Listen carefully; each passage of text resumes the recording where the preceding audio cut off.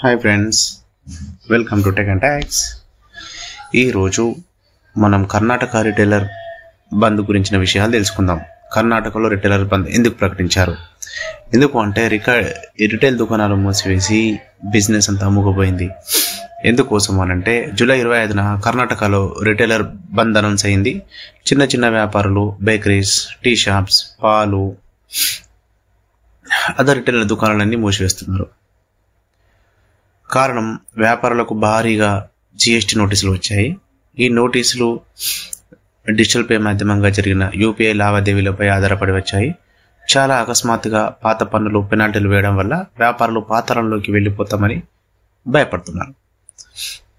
ఇప్పటికే దుకాణాల్లో no UPI, only cash అనే బోర్డులు దర్శనమిస్తున్నాయి. దిద్దుబాటు కొరకు శాంతియుతంగా రోడ్డెక్కిన వ్యాపారులు ప్రభుత్వం ఈ నోటీసులు వెనక్కి తీసుకోవాలని డిమాండ్ చేస్తున్నారు. బంద్లో భారీ సంఖ్యలో చిన్న చిన్న దుకాణదారులు పాల్గొంటున్నారు.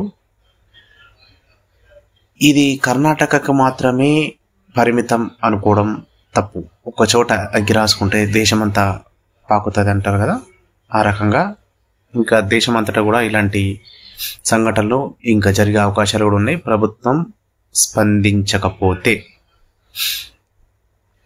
ఇప్పటికే డిజిటల్ ఇండియా కొరకు ముందడుగు వేశాం, కానీ ఇప్పుడు అదే మనకు సమస్యల్లోకి నడిపిస్తుంది అంటున్నారు వ్యాపారులు. మరి ప్రభుత్వం స్పందిస్తుందా లేదా చూడాలి.